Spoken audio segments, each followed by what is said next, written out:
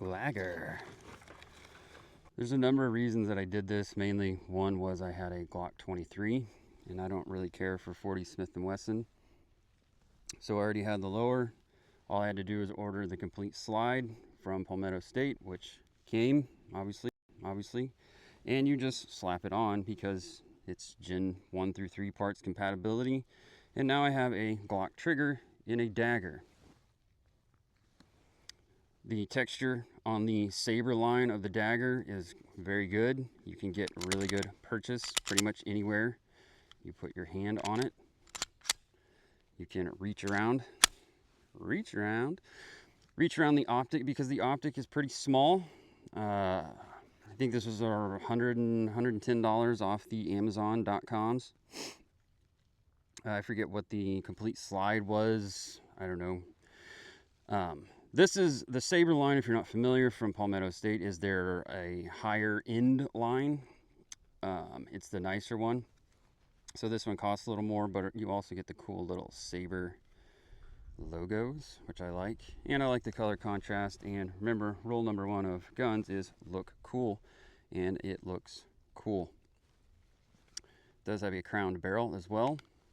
It does come with a steel guide rod.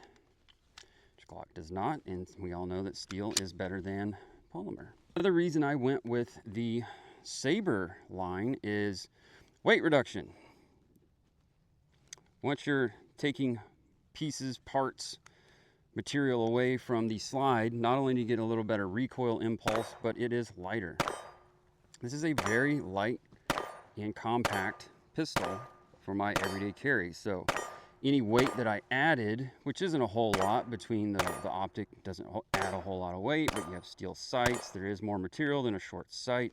And then also doing the steel guide rod is going to add more weight than a polymer. I still bet you I end up lighter than a traditional Glock 19 all the way around.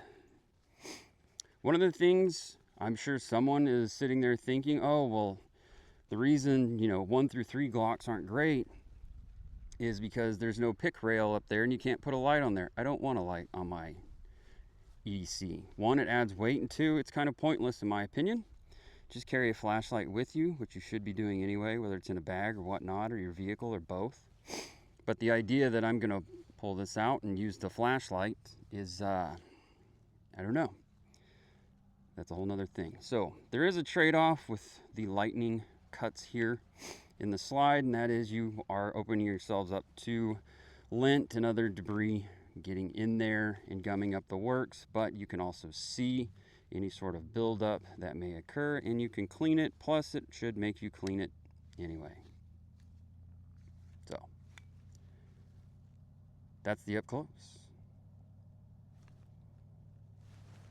Here goes our 40-yard challenge. 10 rounds. First time using 124 grain American Eagle with the Glagger. See what happens. Miss.